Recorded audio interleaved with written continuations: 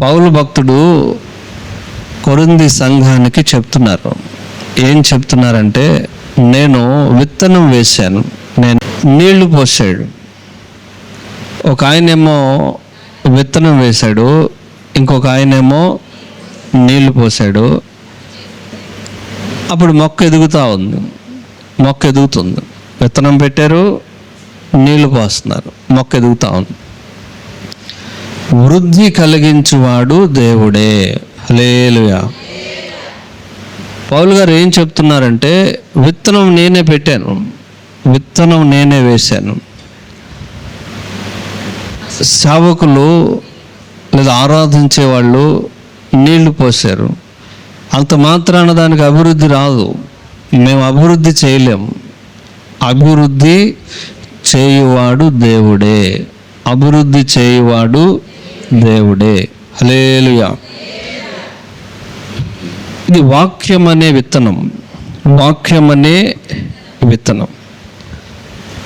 వాక్యం అనే విత్తనం మీ హృదయాల్లో నాటబడాలి.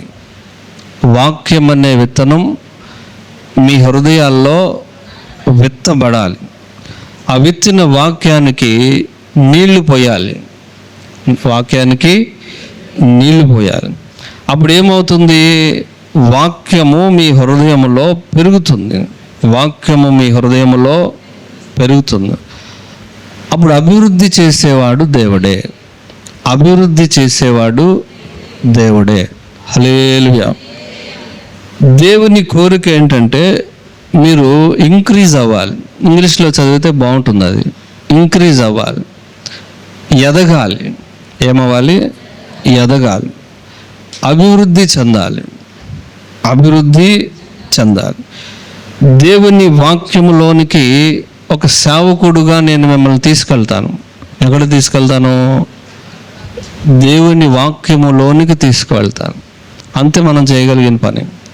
ఇప్పుడు పాటలు పాడి ఆరాధించేటట్టు మన వాళ్ళు చేస్తారు. ఇప్పుడు కళ్యాణ్ గారు వీళ్ళంతా బృందం అంతా ఏం చేస్తారంటే పాటలు పాడతారు, ఆరాధన చేస్తారు.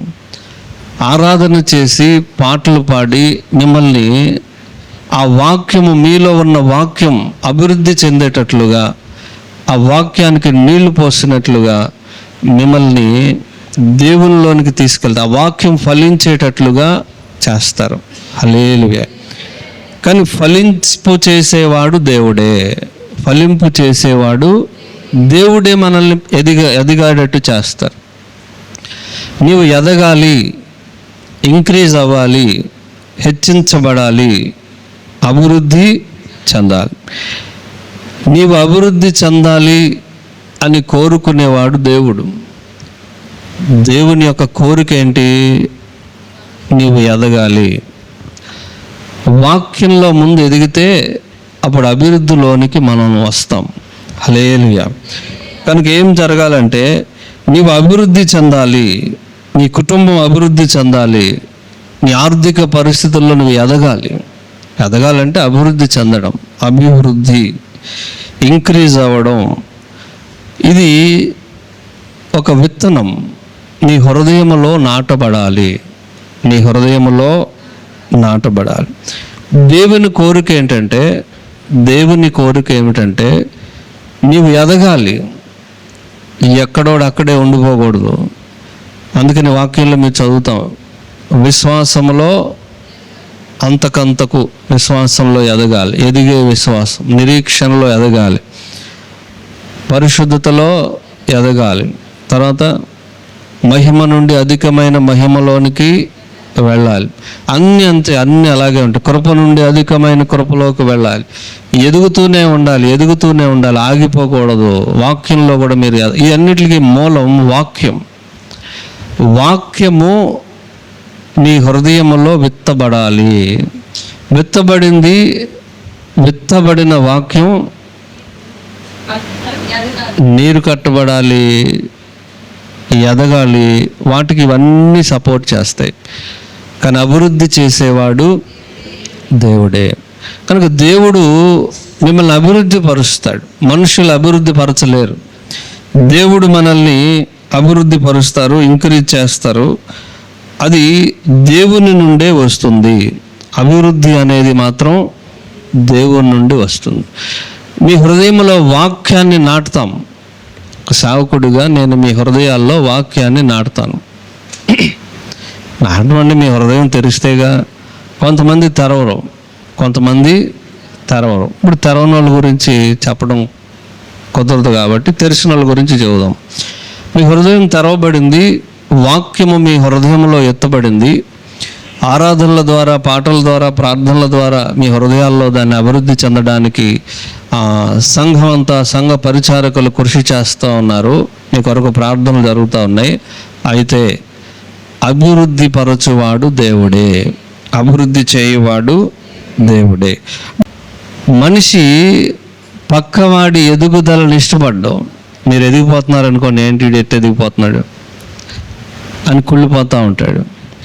మనిషి తోటి మనిషి యొక్క ఎదుగుదలను ఇష్టపడ్డం. పక్కోడు బాగుంటే తట్టుకోలేడు. ఆడు బాగోపోయిన పర్లేదు కానీ నేను బాగోపోయిన పర్లేదు, ఈడు బాగోకూడదని కోరుకుంటాడు. పైకి మాత్రం ఉత్తున అలా అంటాడు. హల్లెలూయా. మనిషి ఏం కోరుకుంటాడు? నీ ఎదుగుదల, నీ అభివృద్ధి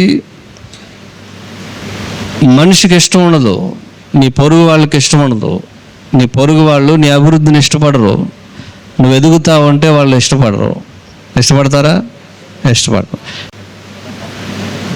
దేవునికి ఇష్టమైనది ఏంటంటే నీవు ఎదగాలి, ఎక్కువ అవ్వాలి, హెచ్చించబడాలని దేవుడు కోరుకుంటారు.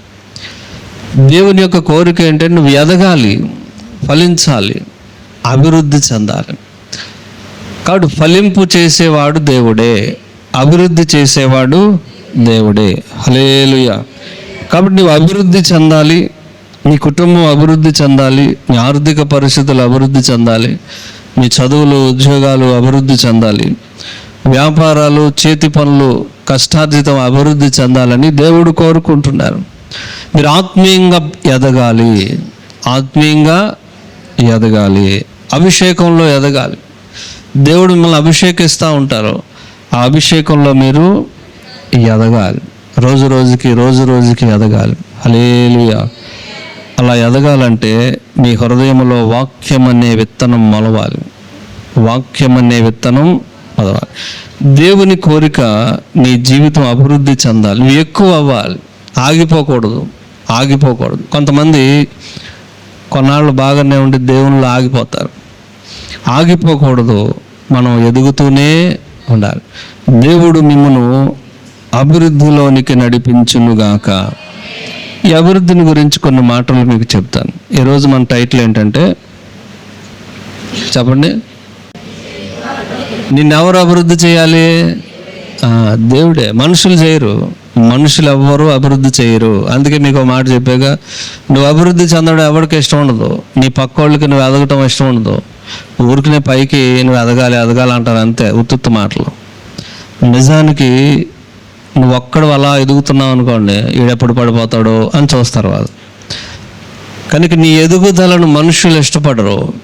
నీ ఎదుగుదలను కోరుకుంటున్న దేవుడు. నువ్వు ఎదగాలి, అభివృద్ధి చెందాలి, నీ కుటుంబం పెరగాలి, నీ ఆర్థిక పరిస్థితి పెరగాలి, నువ్వు ఆత్మీయంగా ఇంకా బలం పొందాలి, నీ యొక్క తలాంతుల్లో నువ్వు అభివృద్ధి చెందాలని కోరుకుంటున్నటువంటి దేవుడు. హల్లెలూయా. కనుక ఒక మాట చదువుదాం. మొదటి దినవృత్తాంతాల గ్రంథం 29వ అధ్యాయం 12వ వాక్యం. ఐశ్వర్యమును, ముందు అందరూ తీశారుగా. ఈ మాటలు మీరు గుర్తుపెట్టుకోండి, రాసుకోండి, తర్వాత చదువుకోండి. చాలా మంచి మాటలు. ఐశ్వర్యమును, గొప్పతనమును నీ వలన కలుగును. హల్లెలూయా. ఐశ్వర్యం ఎవరి వలన కలుగుతుంది? మీరు కష్టపడి పనిచేస్తే కలగదా? ఏమండి? కష్టే ఫలే అన్నారు కదా పెద్దలు. నువ్వు బాగా కష్టపడి పనిచేస్తే ఐశ్వర్యం కలగదా? దేవుని వాక్యం చెప్తుంది, ఐశ్వర్యమును, గొప్పతనమును నీ వలన కలుగుతాయి. దేవుడు అంటాడు, దేవుని వలనే కలుగుతాయి. ఐశ్వర్యమును, గొప్పతనమును నీ వలన కలుగును. తర్వాత బలమును పరాక్రమమును నీ దానం. దేవుడిచ్చే దానాలు, దేవుడు దానం చేస్తాడు. దేవుని దానములు. హల్లెలూయా. తర్వాత హెచ్చించువాడవును, అందరికీ బలమిచ్చువాడవును నీవే. ఆయన హెచ్చించేవాడు, ఆయన హెచ్చించేవాడు, అభివృద్ధి పరిచేవాడు. హెచ్చించడం అంటే అభివృద్ధి పరుస్తారు. ఐశ్వర్యమును గొప్పతనమును, ఐశ్వర్యమును గొప్పతనమును ఆయన వలనే కలుగును. హల్లెలూయా. ఎవరి వలన కలుగుతాయి? దేవుని వలన కలుగుతాయి. ఆయన దానములు, ఆయన దానములు. బలము పరాక్రమము ఆయన దానం. నీకు బలం కలగాలంటే ఆయన నీకు బలం కలిగిస్తారు. హల్లెలూయా. బలమిచ్చువాడు ఆయనే, హెచ్చించువాడు ఆయనే, అభివృద్ధి పరచువాడు ఆయనే. వృద్ధి చెందిస్తారు. కనుక ఈ వాక్యం చాలా అద్భుతమైనటువంటి వాక్యం. ఈ వాక్యాన్ని చదువుకొని మీరు అందరూ ఆమేన్ అని చెప్పుకోవాలి. ఏం చెప్పుకోవాలి? చదివి తర్వాత చెప్పాలి. హల్లెలూయా. దేవుడు నీ జీవితాన్ని హెచ్చించాలని ఆయన ఆశిస్తున్నాడు. ఆయన కోరిక. దేవుని హెచ్చింపు మీ జీవితములో జరుగునుగాక. ఆమేన్. హల్లెలూయా. దేవుడు మీ జీవితాలను హెచ్చించాలి. దేవుడు మిమ్మల్ని గొప్ప చేయాలి. దేవుని వలన మనం గొప్పవాళ్ళం కావాలి. దేవుడే వృద్ధి పొందించాలి. హల్లెలూయా. దేవుని వృద్ధి మీ హృదయములలో కలుగునుగాక. ఇందులో ఒక లాజిక్ ఉంటుంది. అసలు ఈ వృద్ధి అనేది మొదటి మీ హృదయములో కలగాలి. ఐశ్వర్యము అనేది మొదట మీ హృదయములో కలగాలి. అర్థమవుతుందా మీకు? ఏమర్థమైంది? దేవుడు అంటారు ఐశ్వర్యమును గొప్పతనమును నా వల్లనే కలుగుతాయి. పౌలు గారు అంటారు, నేను విత్తనం వేశాను, అభివృద్ధి చేసేవాడు దేవుడే. దేవుడు అభివృద్ధి చేయాలంటే, దేవుడు నిన్ను అభివృద్ధి చేయాలంటే ఐశ్వర్యము అనే విత్తనం నీ హృదయంలో ఉండాలి. గొప్పతనం అనే విత్తనం నీ హృదయంలో ఉండాలి. ఎట్లా వస్తుంది? విత్తనం పెట్టండి బాగానే ఉంది. మరి విత్తనం హృదయంలోకి ఎలా వెళ్తుంది? ఈ వాక్యం మీ దగ్గరికి వచ్చినప్పుడు మీ హృదయాలు తెరవాలి. మీ హృదయం తెలిసి జాగ్రత్తగా మీరు వాక్యం వినాలి. హల్లెలూయా. అందుకని వాక్యం చెప్పేటప్పుడు అటు ఇటు తిరగొద్దు, శ్రద్ధగా వినండి అని ఎందుకు చెప్తామంటే ఇదే. ఈ వాక్యము మీ హృదయంలో చేర్చుకుని ఆ వాక్యాన్ని మీ హృదయంలో భద్రపరచాలి.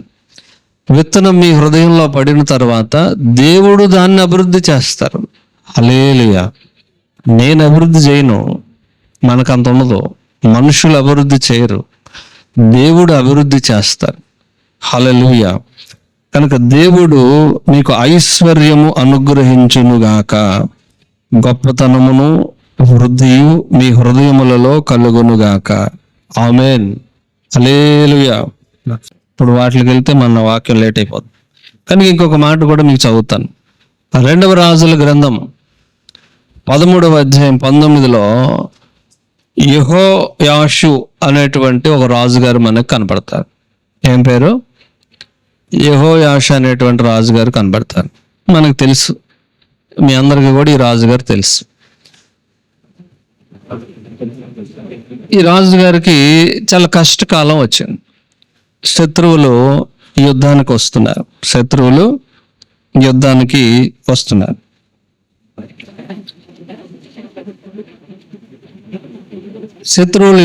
వస్తూ ఉంటే ప్రవక్త గారితో ప్రార్థన చేయించుకుందామని దైవజనుని దగ్గరికి వెళ్ళాడు. దైవజనుడి దగ్గరికి వెళ్ళి ప్రార్థన చేయించుకుందాం, ప్రార్థన చేసుకుంటే మనకు జయం వస్తుంది అని ప్రవక్త గారి దగ్గరికి వెళ్ళాడు. వెళితే ఆయన ఏం చేశారంటే, ఇప్పుడు చదవండి 19, 13, 19 తర్వాత చదువుదాం. చాలమ్మా, తర్వాత చదువుతాం, చెప్పేస్తాను, ముందు తర్వాత చదివా. అప్పుడు అక్కడికి వెళ్ళిన తర్వాత దైవజనుడు ఏం చెప్పాడంటే, దైవజనుడి దగ్గరికి వెళ్ళాడు. అప్పటికి ఆయన కొంచెం బాగలేదు. దైవజనుడు దగ్గరికి వెళ్ళి బాధపడ్డాడు. మా రాజువి రౌతువి నీవే అని భారీ డైలాగులు చెప్పాడు. చెప్పిన తర్వాత ప్రార్థన చేయమంటే ఆయన అన్నారు, ఓ బాణం ఇచ్చి, ఏమిచ్చి, ఓ బాణం ఇచ్చాడు. హల్లెలూయా. మీరు చూడండి అందరూ, నేను చదవమన్నప్పుడు చదువుతురు, ముందు ఎందుకు చదవటం. ఒక బాణం ఇచ్చాడు. ఏమిచ్చారు? బాణం ఇచ్చి కొట్టు, ఎన్నిసార్లు కొడతావో కొట్టు అన్నాడు. ఎన్నిసార్లు కొడతావో కొట్టాను. 1, 2, 3 అని 3 సార్లు కొట్టి నుంచి చూస్తున్నాడు. నుంచి చూస్తున్నాడు. ఏం చెప్పాడు ఆయన? నీకు ఎన్నిసార్లు జయం కావాలో కొట్టు, నీకు ఎన్నిసార్లు జయం కావాలో అన్నిసార్లు కొట్టు. 3 సార్లు కొట్టాడు. 3 సార్లు కొట్టాడు. 3 సార్లు కొట్టావు, సరిపోద్దులే అనుకున్నాడు. అప్పుడు ఏమైందంటే ప్రవక్త కోపపడ్డాడు. దైవజనుడికి కోపం వచ్చింది. రాజా, ఏం రాజా, బుర్ర లేదు నీకు? బుర్ర ఉందా నీకు అసలు? 3 సార్లు కొట్టడం ఏంటి? 10 సార్లు కొడితే ఎంత బాగుండేది. 5 సార్లు, 6 సార్లు, 7 సార్లు, 10 సార్లు కొట్టాలి, కానీ 3 సార్లు కొడతాం ఏంటి అంటే, రాజా 3 సార్లు చాలండి, 3 సార్లు చాలండి. దేవుడిని ఎందుకు ఇబ్బంది పడతాం? దేవుడిని ఎందుకు ఎక్కువ అడుగుతాం? 3 సార్లు చాలే. హల్లెలూయా. దైవజనుని కోరిక ఏంటంటే నీకు ఎక్కువ ఇవ్వాలి, నువ్వు ఎక్కువ ఇవ్వాలి. వాడేమో 3 సార్లు అండి. అర్థమైందా మీకు? దైవజనుడి కోరిక ఏంటి? ఎక్కువ ఇవ్వాలి, నీకు ఎక్కువ రావాలి, ఎక్కువ అడుగు, నీకు ఎక్కువ రావాలి. ఆయన ఏమంటాడు?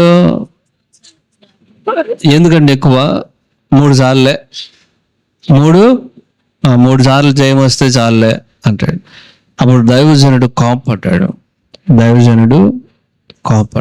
హల్లెలూయా. చదువుదాం, ఇప్పుడు చదవండి, మీకు అర్థం అవుతుంది.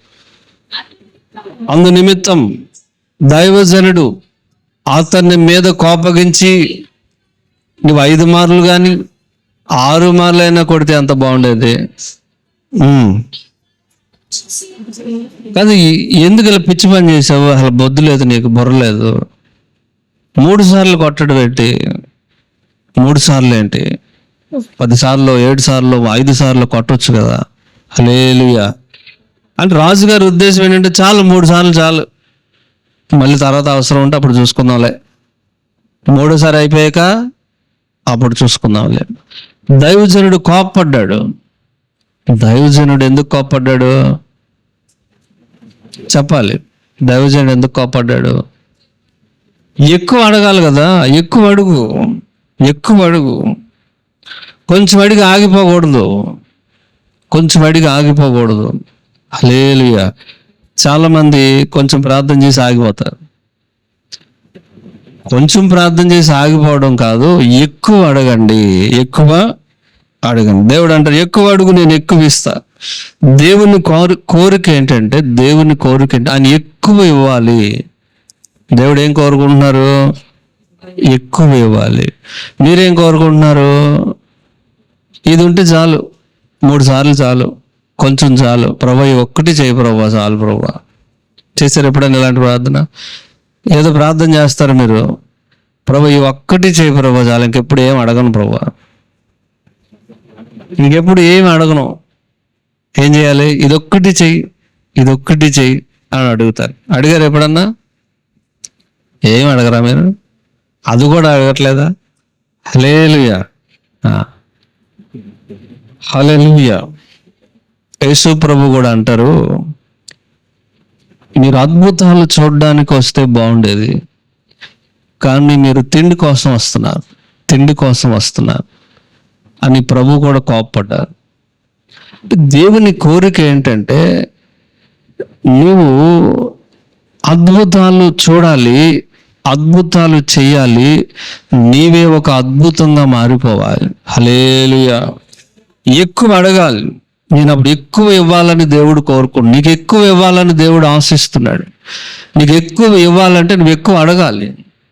ఎక్కువ అడగాలంటే అటు ఆశ నీలో ఉండాలి. అది విషయం. హల్లెలూయా. ఎక్కువ ఎప్పుడు అడుగుతావు? నీకు ఆశ ఉంటే.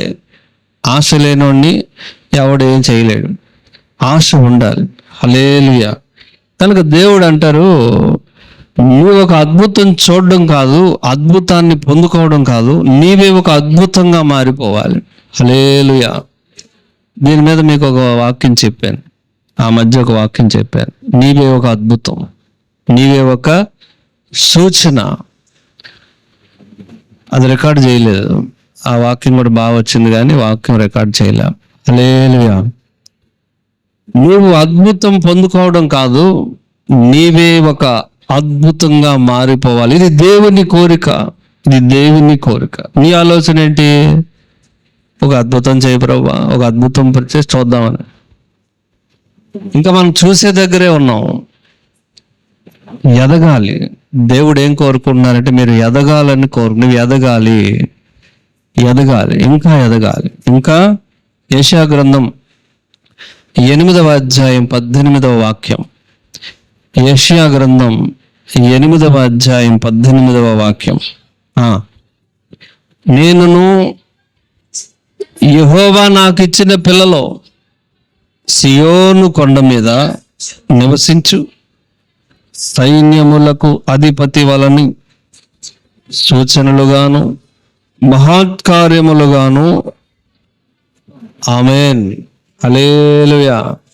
చాలా ఒక అద్భుతమైనటువంటి వాక్యం ఇది. నేను నా పిల్లలు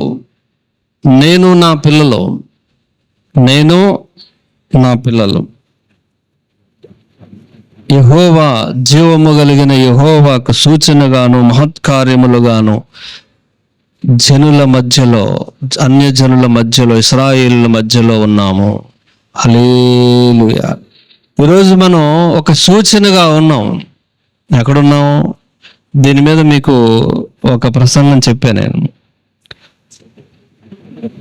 దేవుడు అన్యజనుల మధ్య మనల్ని ఒక సూచనగా పెట్టారు, ఒక మహత్కార్యాలుగా పెట్టారు. మహత్కార్యాలను పొందుకోవడం కాదు.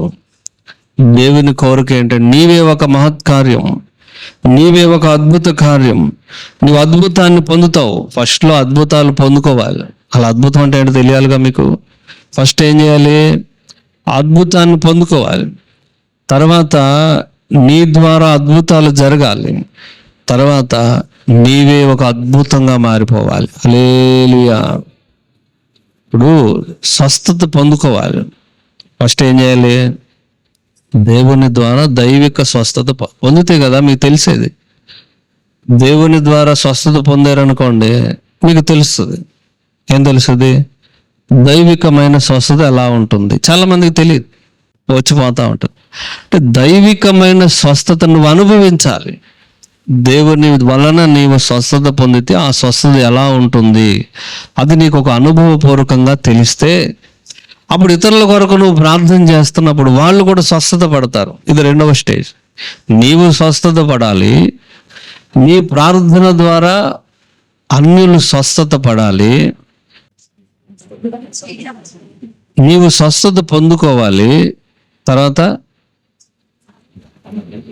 నీ ప్రార్థన ద్వారా స్వస్థతలు జరగాలి, నీవే ఒక స్వస్థత కేంద్రంగా మారిపోవాలి. హల్లెలూయా. ఇది దేవుని యొక్క కోరిక. ఇది ఎవరి కోరిక? దేవుని కోరిక. మరి నీ కోరిక ఏంటి? నేను బాగుంటే చాలు, నేను స్వస్థత పొందితే చాలు. హల్లెలూయా. హల్లెలూయా. కాబట్టి దేవుడు ఏం కోరుకుంటున్నారు? నిన్ను ఒక అద్భుతంగా చేయాలని. దేవుడు ఏం కోరుకుంటున్నారు? నిన్ను ఒక సూచనగా ఉంచాలి. అన్ని జనుల్లో దేవుని సూచన. నీవు ఎలా ఉండాలి? దేవునికి ఒక సూచన. దేవునికి సూచన అంటే దేవునికి సూచన కాదు. నిన్ను చూసేవాడు ప్రభువును చూడాలి. మరి దేవుణ్ణి నమ్ముకున్నాడు కాబట్టి ఇట్టున్నాడు. దేవుడు నమ్ముకున్నాడు కాబట్టి వీడికి ఉద్యోగం వచ్చింది. దేవుడు నమ్ముకున్నాడు కాబట్టి వీడు ప్రశాంతంగా ఉన్నాడు. దేవుడు నమ్ముకున్నాడు కాబట్టి వీడు బాగున్నాడు. ఇది ఒక సూచన. హల్లెలూయా, హల్లెలూయా. దేవుడు కోరుకున్నట్లు నీవు ఉన్నావా? ఇది ప్రశ్న. ఏంటి ప్రశ్న? దేవుడు కోరుకున్నట్లు నీవు ఉన్నావా? మనుషులు కోరుకుంటున్నారు ఏమని? నువ్వు అభివృద్ధి చెందకూడదని. మనుషులు ఏం కోరుకుంటున్నారు? నువ్వు ఎదగకూడదు అని కోరుకుంటున్నారు. అందులో ప్రభువుని నమ్ముకున్నామంటే అస్సలు ఎదగకూడదని వాళ్ళు కోరుకుంటారు. దేవుడు ఏం కోరుకుంటున్నారు? నీవు ఎదగాలి, అభివృద్ధి చెందాలి, దేవుని నామమునకు ఒక సూచనగా మారిపోవాలి. అద్భుతాలు పొందుకోవడం కాదు, నీవే ఒక అద్భుతంగా మారిపోవాలి. హల్లెలూయా, హల్లెలూయా. కీర్తనల గ్రంథం 2వ అధ్యాయం 8వ వాక్యం. ఇదంతా ఉపయోద్ఘాతం అన్నమాట. అసలు వాక్యంలోకి వెళ్దాం. 2:8. కీర్తనల గ్రంథం 2:8. నన్ను అడుగుము. దేవుడు అంటారు, అసలు నన్ను అడిగితే కదా నేను ఇచ్చేది. నన్ను అడుగు. ఏం అడగాలి?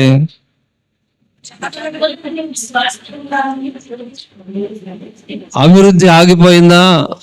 దేవుడిని అడగాలి. కొంతమంది అభివృద్ధి చెందుతూ ఆగిపోయారు.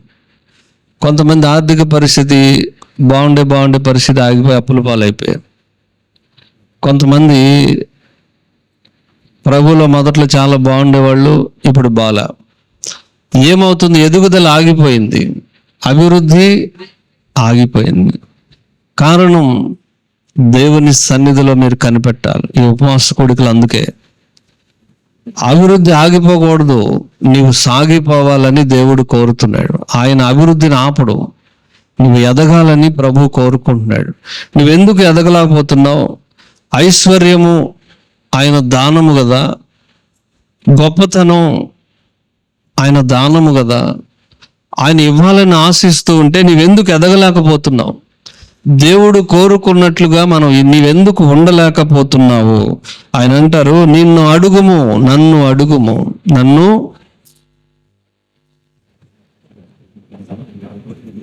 ఎవరిని అడుగుతున్నావు? మనుషుల్ని అడిగితే వాళ్ళు ఏమెత్తారు? ఏమెవరు? నన్ను అడుగుము. భూదిగంతముల చదవండి ఆ వాక్యం ఎంత బాగుంటుందో. జనములను నీకు స్వాస్యముగాను. అసలు భూమి అంతా నీకు ఇచ్చేస్తానన్నాడు ఆయన. భూమి అంతా నీకు ఇచ్చేస్తా, అడుగు. భూమి అంతా మనం ఏం చేసుకుంటామండి? ఏం చేసుకుంటాం? హల్లెలూయా. చెప్పరేంటి?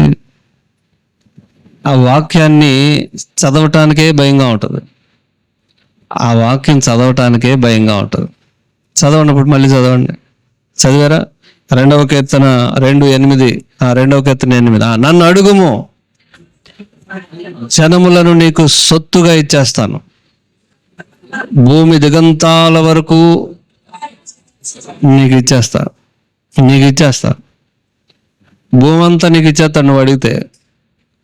నువ్వు అడిగితే ఏమిస్తాడు ఆయన? చెప్పండి. మొత్తం భూగోళం అంతా నీకే ఇచ్చేస్తాడు. నమ్ముతారా మీరు ఇది?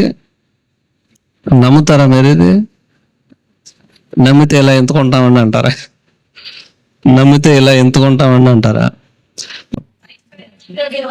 తూర్పు దేశ అబ్బా గొప్ప ఐశ్వర్యవంతుడు అండి బాబు. ఆయనకి ఏంటనేవాడు? ఐశ్వర్యవంతుడు అంటే అర్థం ఏంటంటే ఆరోగ్యం ఒక ఐశ్వర్యం. అంటే వాక్యంలో మాటలు ఇవన్నీ. ఆరోగ్యమే ఒక ఐశ్వర్యం, సమాధానం ఒక ఐశ్వర్యం. అంటే కేవలం ధనమే ఐశ్వర్యం కాదు. హల్లెలూయా. అభివృద్ధి ఒక ఐశ్వర్యం. యాకోబుకి దాసీలు ఉన్నారు, పశువులు ఉన్నాయి, మందలు ఉన్నాయి, అన్నీ ఉన్నాయి. అయితే ఆయన రాత్రి యబ్బోకు రేవు దగ్గర ప్రార్థన చేస్తే ఏమంటాడు? ప్రభువా నన్ను ఆశీర్వదించండి, అయా నన్ను ఆశీర్వదించండి అని ప్రార్థించాడు. ఇంకో రెండో మాట లేదు.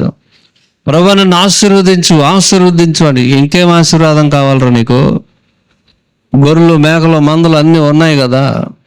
ఆయన అడిగే ఆశీర్వాదం ఏంటో తెలుసా? సమాధానం లేదు, దుఃఖపడుతున్నాడు, ఏడుస్తున్నాడు. ప్రభువా ఇంతమంది ఉండి ఏం లాభం ప్రభువా? సమాధానం లేదు, నెమ్మది లేదు. పిల్లలు ఉన్నారు, బోలు మంది పిల్లలు, మందలు ఉన్నాయి, దాసదాసీలు ఉన్నారు. కానీ రేవు దాటడానికి భయపడుతున్నాడు, బాధపడిపోతున్నాడు, నెమ్మది లేదు. రాత్రంతా ఏడుస్తూ ప్రార్థన చేస్తున్నాడు. ఎంత దుఃఖంలో ఉన్నాడు! ఎంత దుఃఖంలో ఉండకపోతే రాత్రంతా ఏడుస్తాడు. నెమ్మది లేదు, సమాధానం లేదు. దేవుడు ప్రత్యక్షమయ్యాడు ఆ ఏడుపు చూసి. దేవుడు ప్రత్యక్షమైతే ఆయన అంటాడు, ప్రభువా నన్ను ఆశీర్వదించండి. ఏంటి ఆశీర్వాదం? అతను డబ్బులు అడగట్లా, మందలు కావాలి అని అడగట్లా. ఏమడుగుతున్నాడు? నాకు సమాధానం దయచేయండి. సమాధానం అనేది చెప్పండి ఒక ఐశ్వర్యం. ఇవన్నీ ఐశ్వర్యంలో ఉన్న భాగాలు. హల్లెలూయా. కాబట్టి అభివృద్ధి ఆగిపోయిందా? వృద్ధి అంటే భౌతికమైన వృద్ధి కదా. ఆత్మలో అభివృద్ధి ఆగిపోయిందా? అభిషేకం ఆగిపోయిందా? ప్రార్థనాత్మ ఆగిపోయిందా? అడగాలి. అందుకే ఆయన నన్ను అడుగు. హల్లెలూయా.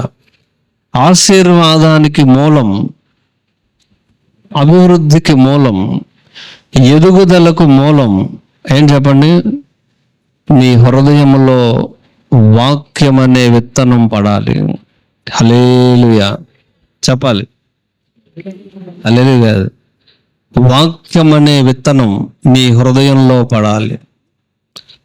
నువ్వు ఎదగాలంటే ఏం పడాలి? ముందు విత్తనం పడాలి కదా. విత్తనం లేకుండా మొక్క వస్తుందా? రాదు. నీ హృదయంలో వాక్యం అనే విత్తనం పడి అది మొలిచి ఫలించి అప్పుడు అది వృద్ధిలోనికి వస్తుంది. దేవుడే వృద్ధిపరుస్తాడు. ఆయన విత్తనం వేయడు. వినాలి మీరు. విత్తనం ఎవరు వేస్తారు? నేను దేవుని సేవకులో వెయ్యాలి. అందుకనే పేతురు గారితో ప్రభు అంటారు, తాళం నీకు ఇస్తున్నా. తాళం ఎవరి దగ్గర ఉంది? మన దగ్గరే ఉంది, సంఘం దగ్గర ఉంది. సంఘం విత్తనం వేస్తుంది. ఇప్పుడు మీరేం చేస్తారు? బయటికి వెళ్ళి వాక్యం చెప్తారు అంటే ఒక విత్తనం వాడి మైండ్లో పడింది, వాడి హృదయంలో పడింది. విత్తనాలు మనమే వెయ్యాలి. ఆ విత్తనాన్ని మనమే నీళ్లు పోయాలి. అభివృద్ధి మాత్రం దేవుడు ఇస్తారు. అభివృద్ధి మనం ఇవ్వం, దేవుడే ఇస్తారు. దేవుడు ఇవ్వాలంటే ఆయన ఊరికే ఇవ్వడు. విత్తనము పడితేనే ఇస్తారు. హల్లెలూయా. ఇది ఉపోద్ఘాతం. చెప్పండి అందరూ. ఉపోద్ఘాతానికి 9:30 అయింది. అభివృద్ధి చెందాలంటే ఏం చెయ్యాలి? ఎలా ఉంటే దేవుడు అభివృద్ధి పరుస్తారు? 3 పాయింట్లు మీకు చెప్తాను. ఇప్పుడు ఇదంతా ఏంటిది? ఉపోద్ఘాతం. హల్లెలూయా. కాబట్టి దేవుడు నీ హృదయములలో వృద్ధి అను విత్తనమును ఉంచునుగాక. ఆమేన్. హల్లెలూయా. దేవుడు మీ జీవితాలను ఎదిగింపజేయునుగాక. దేవుడు ఐశ్వర్యముతో మీ జీవితాలను నింపునుగాక. ఆయన మీకు గొప్పతనము కలుగజేయునుగాక. దేవుడు మిమ్మల్ని మీ ఆర్థిక పరిస్థితిని అభివృద్ధి చెందించునుగాక. మీ యొక్క చేతుల్లో కష్టార్జితమును దేవుడు అభివృద్ధి పరచునుగాక. మీ తలాంతులను దేవుడు అభివృద్ధి పరచునుగాక. ఆమేన్. హల్లెలూయా. నువ్వు అభివృద్ధి చెందాలంటే నేను అభివృద్ధి చెందాలి అనే కోరిక, డిజైర్ నీలో ఉండాలి. ఆశ ఉండాలి. ఒక ఉదాహరణ, జకర్యా ఎలిజబెత్ గురించి చెప్పే మీకు. అతను దేవుని దర్శనం అతనికి కలిగింది. ఏం కలిగింది? దేవుని దర్శనం కలిగితే భయపడ్డాడు. భయపడ్డాడు. దేవుని సన్నిధిలోకి వెళ్ళి ప్రార్థన చేస్తున్నప్పుడు, దేవుని సన్నిధిలో ఆరాధన చేస్తున్నప్పుడు ఏం కలుగుతుంది? చెప్పాలి. ఏం కలుగుడు? దేవుని ఆరాధన చేశారండి, ఇప్పుడు పాట పాడారు. ఆరాధన చేసినప్పుడు ఏం కలుగుతుంది? దైవ దర్శనం కలుగుతుంది. వాక్యం ఏం చెప్తుంది? మీరు ఎక్కడ ఆరాధిస్తారో ఆయన సన్నిధి అక్కడ ఉంటుంది. ఆయన సన్నిధి అక్కడ ఉంటుంది అని గ్రహింపు లేనివాడు భయపడతాడు. పాయింట్ అర్థమైందా మీకు? జకర్యా భయపడకూడదు. ఎందుకని? దేవుని సన్నిధి అక్కడ ఉంటుందని తెలుసు కదా. కానీ ఎందుకు భయపడ్డాడు?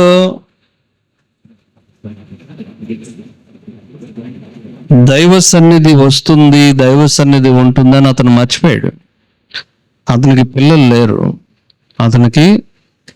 లేరు. చాలా కాలం ప్రార్థన చేశాడు, వృద్ధుడైపోయాడు. కాబట్టి ఇప్పుడు తను చేసినటువంటి ప్రార్థన మర్చిపోయాడు. ఇంకా దేవుడు చేయలేదు, దేవుడు మనకి ఇవ్వలేదు. కానీ వాక్యం ఏం చెప్తుంది? అతను నీతిమంతుడు, వాళ్ళ ఆవిడ కూడా నీతిమంతురాలు, నిరపరాధులు. దేవుడే చెప్పారు. ఎవరు చెప్పారు? వాళ్ళు నిరపరాధులే కాదా? మాట్లాడరు ఏంటండి? ఇప్పుడు మనం చదివిన వాక్యంలో పై వచనంలో వాళ్ళు నిరపరాధులే. మరి నిరపరాధులైతే ఎందుకు పిల్లలు పుట్టలేదు?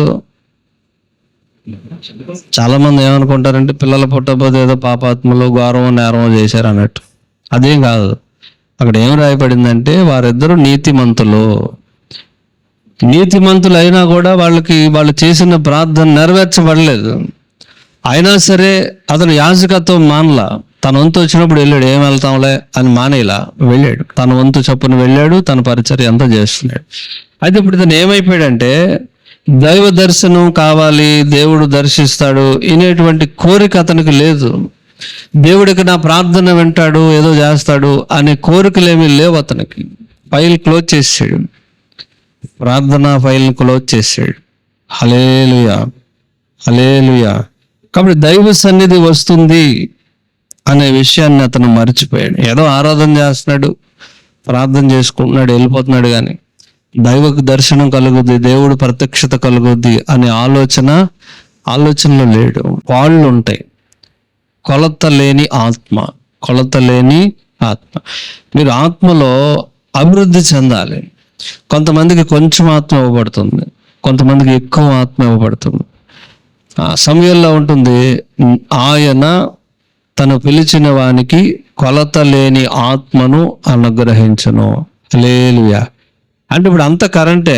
కొంతేమో 0 క్యాండిల్ ఉంటుంది, కొంతేమో 10 క్యాండిల్ ఉంటుంది, 20 ఉంటుంది, 30 ఉంటుంది, 40 ఉంటుంది, 50 ఉంటుంది, 100 ఉంటుంది, అట్లా ఉంటుంది. అంటే నీవు ఎంతగా దేవునిలో ఎదుగుతావో అంత ఆత్మను మనం పొందుకుంటాం, అంత అభిషేకాన్ని పొందుకుంటాం. అభిషేకం అందరికి ఒకటి కాదు, అభిషేకంలో తేడాలు ఉంటాయి. అభిషేకం ఒకటి, దేవుడు ఒక్కడే, పరిశుద్ధాత్మ ఒక్కడే. కానీ ఆయన కార్యములు రకరకాలుగా ఉంటాయి. కొరింథీ పత్రికలో ఉంటుంది కదా. కాబట్టి ఆయన తన ఆత్మ చేత నింపుతాడు. ఒకడు 100 అంతలుగా ఫలిస్తాడు, ఒకడు 30 అంతలు, ఒకడు 60 అంతలు. ఫలింపు చేసేవాడు దేవుడే, అభివృద్ధి చేసేవాడు దేవుడే. కానీ ఒకడు 30% అభివృద్ధి చెందుతాడు, ఒకడు 60 చెందుతాడు, ఒకడు 100 చెందుతాడు, ఒకడు 90 చెందుతాడు. అది నీ మీదే ఆధారపడి ఉంటుంది. ఆశపడాలి. డిజైర్ అంటే బలమైనటువంటి కోరిక. ఏదో ఆరాధన చేస్తున్నాడు, అలవాటుగా ఆరాధన చేస్తున్నాడు, కానీ అతనిలో ఆశ చచ్చిపోయింది. ఆశ లేదు. దైవ దర్శనం కావాలి, దేవుడు నా ప్రార్థన వింటాడు అనేటువంటి ఆశ చచ్చిపోయింది. అలవాటుగా చేసుకుంటూ వెళ్ళిపోతున్నాడు. అలానే అతను చెడ్డవాడేం కాదు, అతను నీతిమంతుడు, నిరపరాధి అని దేవుడే చెప్పారు. మాట్లాడదండి. ప్రతి వారం దైవ సన్నిధికి వస్తే ఏమవుద్ది?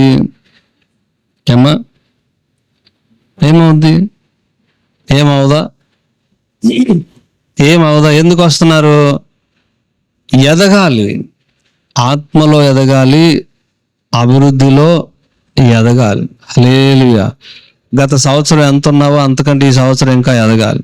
సంవత్సరాలు గడుస్తుండగా దేవుని కృపలో ఎదగాలి, వాక్యంలో ఎదగాలి, ఆత్మలో ఎదగాలి, అభివృద్ధిలో ఎదగాలి. ఇది దేవుని కోరిక.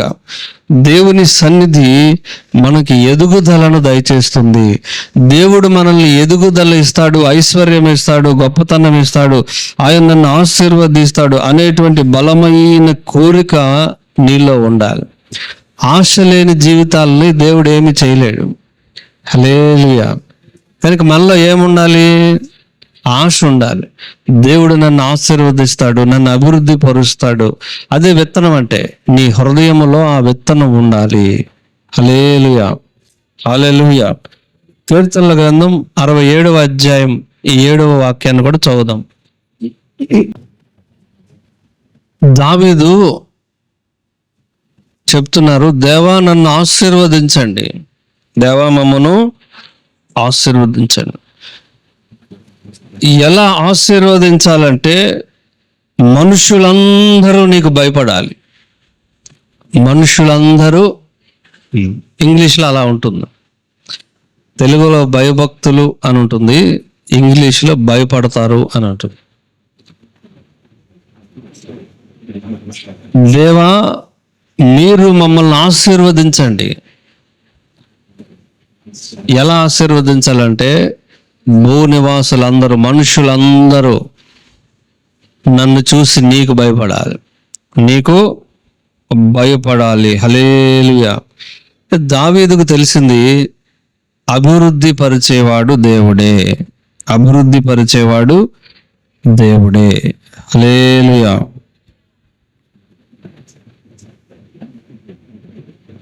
దావీదు అందుకే అంటారు, నీవు మమ్మల్ని ఆశీర్వదిస్తావు, భూజనులందరూ నీకు భయపడతారు. దేవుడు మనల్ని ఆశీర్వదిస్తే ఊళ్ళో వాళ్ళు ఎందుకు భయపడాలి? దేవుడు మిమ్మల్ని ఆశీర్వదించాడు అనుకోండి, మీ పక్క వాళ్ళు ఏం చేస్తారు? దేవునికి భయపడతారు. ఎందుకు భయపడతారు? చెప్పాలి. ఎందుకు భయపడతారు? ఎందుకు భయపడతారు అంటే కొంచెం ఆశీర్వాదం వస్తే భయపడవు. సడన్గా మీరు దేవునిలో అలా ఆశీర్వాదం ఎదుగుతున్నారనుకోండి, అంతకంతకి అలా ఎదిగిపోతున్నారనుకోండి, మీ పక్కింటి వాళ్ళు దేవునికి భయపడతారు. మీకు కాదు, దేవునికి భయపడతారు. ఎందుకంటే వీరు నమ్మిన దేవుడు వీళ్ళని ఆశీర్వదిస్తున్నాడు, ఈయన ఆశీర్వదించే దేవుడు అని భయపడతారు. హల్లెలూయా. అది ఆ వాక్యం యొక్క అర్థం. అది దేవుడు నిన్ను ఆశీర్వదిస్తా ఉంటే నీ చుట్టుపక్కల వాళ్ళు నీ దేవునికి భయపడతారు. ఇశ్రాయేలీయులు వస్తూ ఉంటే అక్కడ ప్రజలు ఏం చేశారు? యెహోవాకు భయపడ్డారు. వారి గుండెలు జారిపోయినాయి. ఆ రహాబ్ అనేటువంటి వేసి ఏం చెప్పింది? మీ దేవుడు గొప్ప దేవుడు అని మేము విన్నాం, మా ప్రజల గుండెలన్నీ జారిపోయిన, వాళ్ళకి యుద్ధం ఏం చేస్తారు? మీతోని యుద్ధం చేయరు, ఏమి చేయలేరు. వాళ్ళందరూ భయపడిపోయారు. మీ దేవుడు గొప్ప దేవుడని, ఎర్ర సముద్రాన్ని పాయలు చేశాడని, బండలోంచి నీళ్ళు ఇచ్చాడని, ఇవన్నీ మేము విన్నాం, ఇవన్నీ మేము విన్నాం. మీ దేవుడు మహా అద్భుతమైన కార్యాలు చేసేవాడు. హల్లెలూయా. అందుకే దావీదు అంటారు, దేవా మమ్మల్ని ఆశీర్వదించు, మమ్మల్ని దీవించు, మమ్మల్ని దీవించు. దీవిస్తే ఎలా దీవించాలంటే, ఎలా దీవించాలి? చుట్టుపక్కల ఉన్న వాళ్ళందరూ భయపడిపోవాలి. హల్లెలూయా. ఎవరికి భయపడాలి? మనకు కాదు, దేవునికి భయపడాలి. దేవునికి భయపడినట్లుగా మమ్మల్ని అభివృద్ధి పరచము. హల్లెలూయా. అపోస్తల కార్యములు 14:9.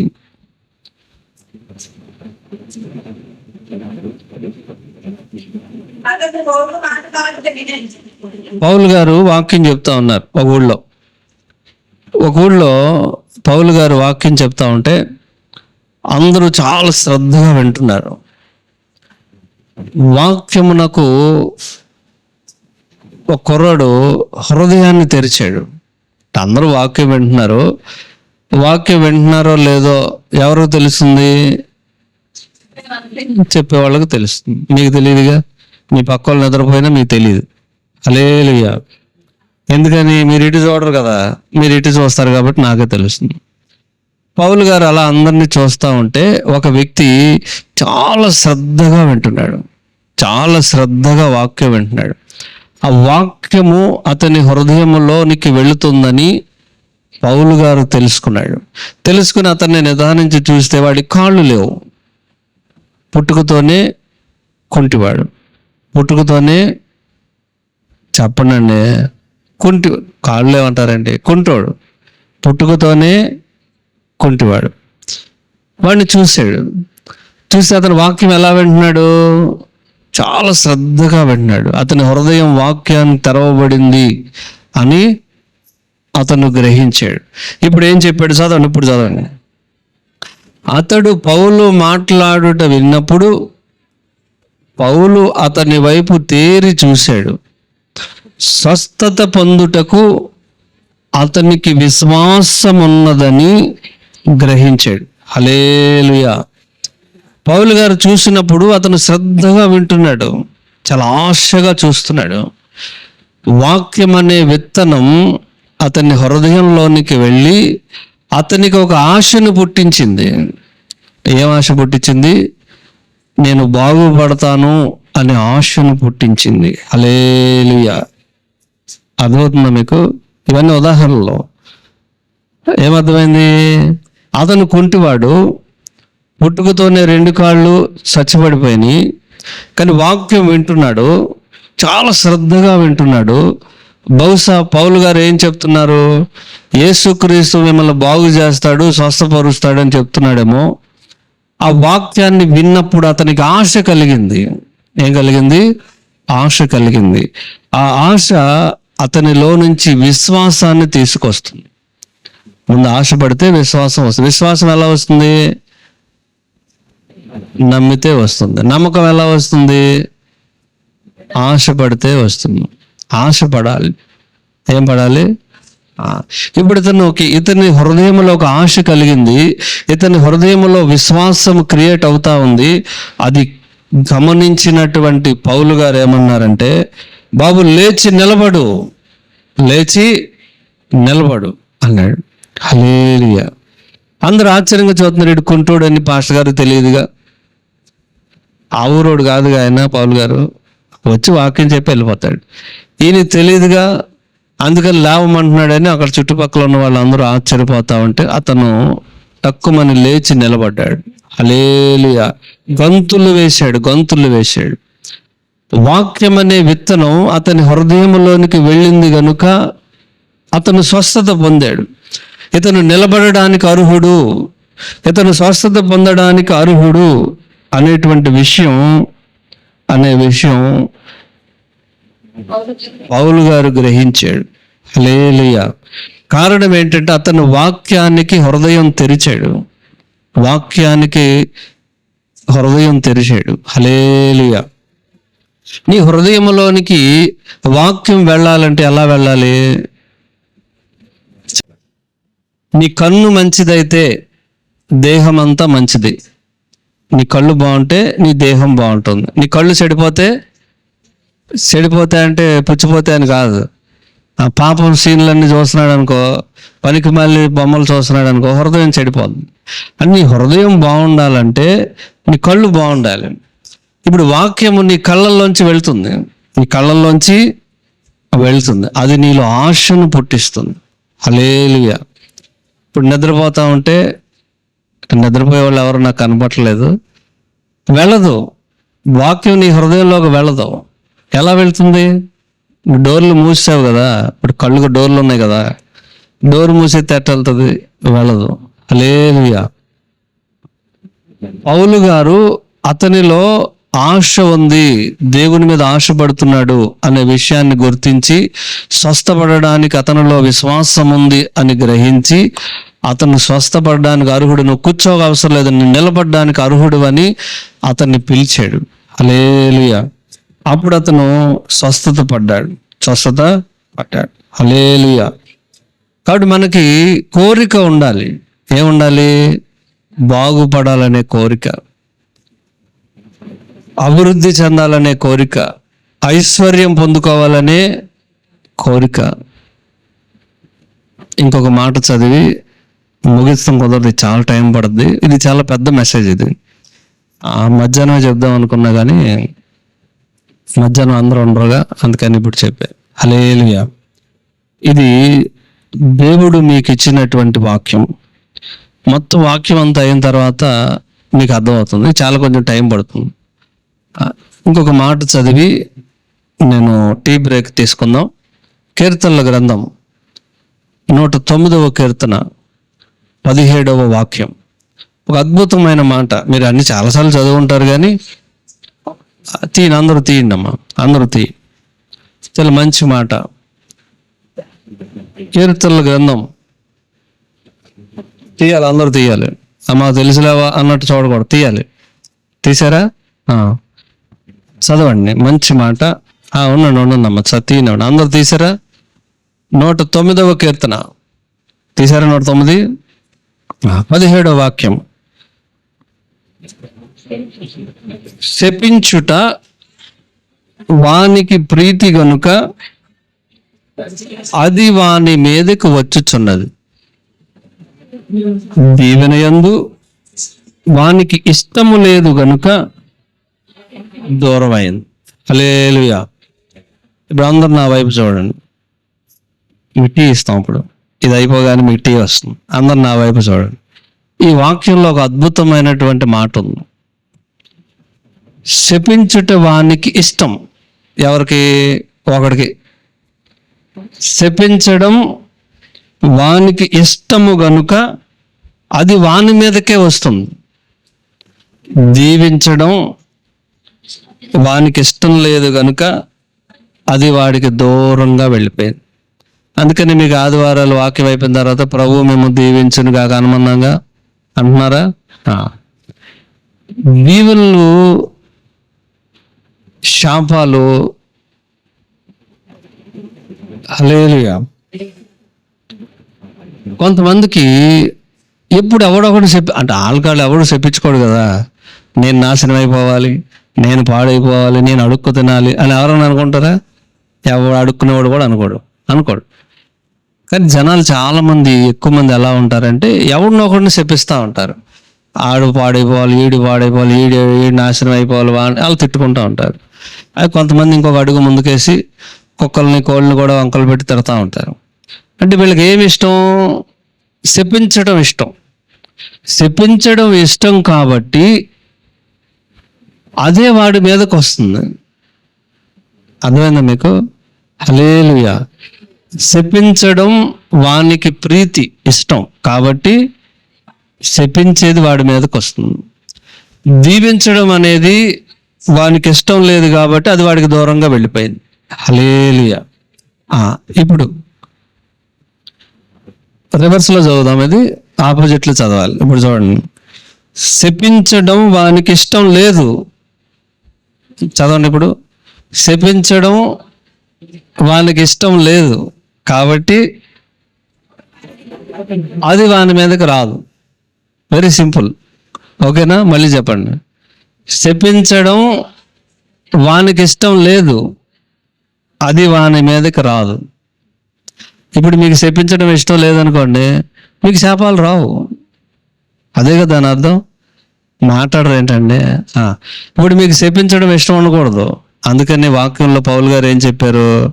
మీ నోటిలో ఆశీర్వచనములే గాని శాపవచనమైనను భూతులైనను లోకోక్తులైనను రాకూడదు అని చెప్పారా? ఎక్కడ చెప్పారు? గలతీయులకు రాసిన పత్రికలో చెప్పారు. హల్లెలూయా. ఇప్పుడు మళ్ళీ చదువుదాం. శపించుట మనకి వాడు ఎందుకు? మళ్ళీ మీ పేరు పెట్టుకోండి. శపించుట నాకు ఇష్టము లేదు గనుక అది నా మీదకి రాదు. చెప్పండి అందరూ.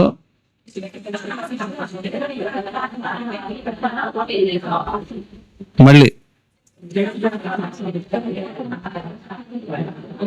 శపించడం చాలండి. శపించడం మనకి ఇష్టం లేదు కాబట్టి శాపం మన మీదకి రాదు. హల్లెలూయా. ఇప్పుడు శాపాలు గేపాలు తీసేసి అక్కడ ఏం పెట్టాలి? ఇప్పుడు అభివృద్ధి పెట్టండి. అభివృద్ధి వానికి ప్రీతి గనుక అది వాని మీదకి వస్తుంది. ఓకే, బాగుందా? హల్లెలూయా. దేవుడు మనం వృద్ధి పొందాలి అని కోరుకుంటున్నాడు. మన మూలవాక్యం ఏంటి? దేవుడు మనం వృద్ధి పొందాలి, అభివృద్ధి చెందాలని ఆయన కోరుకుంటున్నాడు. ఎవరు కోరుకుంటున్నారు? ఇంటి పక్క వాళ్ళు, ఇంటి వెనకాల వాళ్ళు కోరుకోరు. వాళ్ళు ఎందుకు కోరుకుంటారు? దేవుడు ఏం కోరుకుంటున్నాడు? మనం అభివృద్ధి చెందాలని కోరుకుంటున్నాడు. మరి మీరేం కోరుకోవాలి? అభివృద్ధి చెందాలని కోరుకోవాలి. ఇప్పుడు అక్కడ అభివృద్ధి అని పెట్టండి. అభివృద్ధి యందు వానికి ప్రీతి లేదు, ప్రీతి ఉంది, ప్రీతి ఉందని చెప్పాలిగా. అభివృద్ధి యందు వానికి ప్రీతి కనుక అది వాని మీదకి వచ్చి ఉన్నది. దీవెన యందు వానికి ఇష్టము, మార్చాలి, దీవెన యందు వానికి ఇష్టం గనుక అది వానికి దూరమైందా, వాని మీదకి వచ్చును. హల్లెలూయా. అప్పుడు చదవండి, అభివృద్ధి అని పెట్టి చదవండి 2 వచనాలు.